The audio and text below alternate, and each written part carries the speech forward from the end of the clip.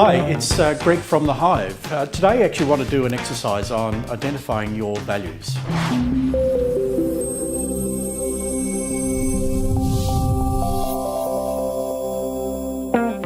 So there's a lot of talk about values and just what are they?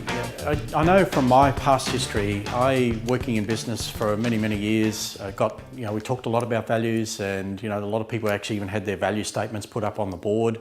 The problem was this disconnect. Like when you saw the stuff that was up there and then you actually had to witness the behaviour that was actually physically going on in that business, it didn't necessarily match. And really, I think sabotage undermined a lot of the point of even having values. So I know for myself, I actually felt that it was probably just a little bit of lip service, and it was one of these sort of corporate exercises that people did. What I've learned over more recent years, and working a lot in my own businesses over these last 30 years, is actually the importance of values. In fact, they drive the culture in your business. And the real trick to this is understanding just what are they, first of all, but then importantly, how do they actually drive behaviour in your business? So it's a great little exercise, and I want to run you through this exercise to help you identify what might be some of your values in your own business. And the first thing I want to do is actually really help you understand the different types of values that exist in a business and where they actually fit. So the way we do that is we look at, there's essentially 3-4 different types of values, and we need to understand where they fit in the whole process of the exercise. So if I just draw it like this, and then we can sort of break it up into these different sections. The first value that we commonly find in a business is what we call permission to play.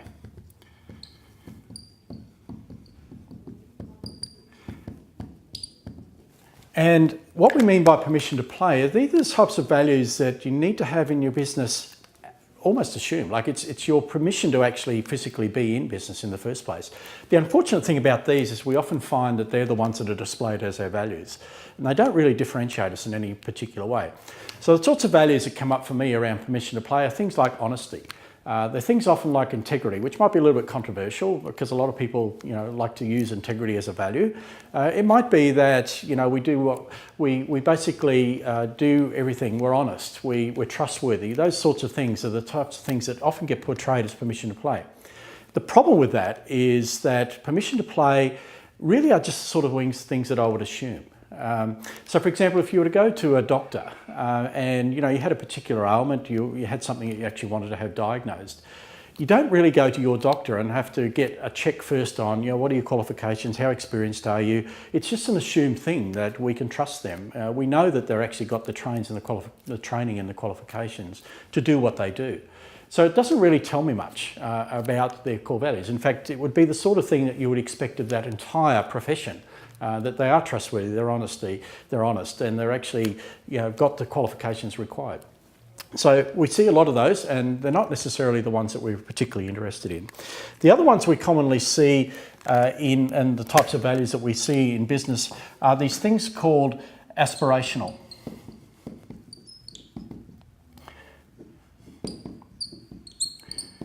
Now, aspirational values are the sort of values that exist in our business, or they may not exist in the business, in fact. They're the sort of ones that we would like to have. So aspirational are the sort of values that we would like to have in our business.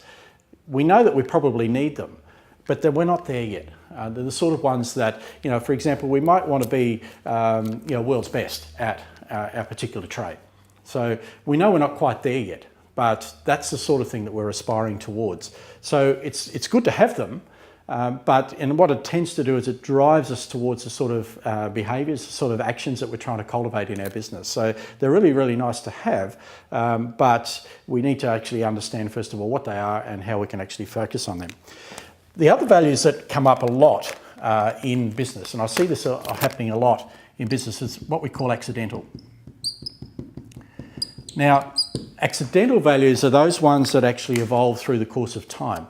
And the thing we find about accidental values is that they're not necessarily supportive of our business. So an example of accidental would be, where you've got a business that's been going for a period of time. You've actually probably extracted yourself, if you're a business owner, maybe you've extracted yourself a little bit out of that business. So you've got people in your front line that are doing a lot of the leadership and the running of your business. So what happens then is you're delegating some of those things to them. So some of that front line, for example, might be employing a particular style of person. Might be that they have a particular demographic. Maybe they're a certain age group, for example. So they have a tendency towards employing younger people. Now, what can happen over time is that can actually create a culture within itself in the business. And again, it may not be supportive. Maybe by employing young people all the time, yes, they might be enthusiastic, but maybe they don't have the experience. Maybe we lose a little bit of the experience in the course along the way.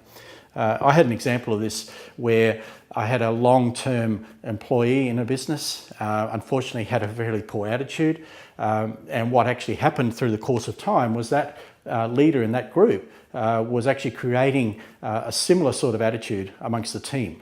So we ended up seeing the morale of that business actually lower considerably. And it wasn't until they removed that person from the business that we actually started to see a shift in the right direction for that business. So accidental ones are ones that we need to watch out for.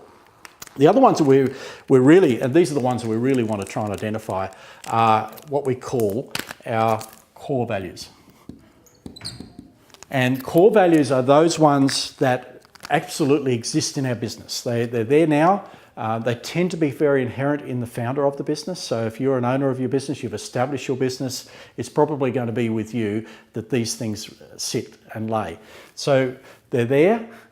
They're also the types of ones that we can use to differentiate us. These are the sort of ones that we can put hand over heart and know that 99% of the time we actually display these types of behaviours, and they're ones that we can actually honestly say that we do differently to any other people in our particular field.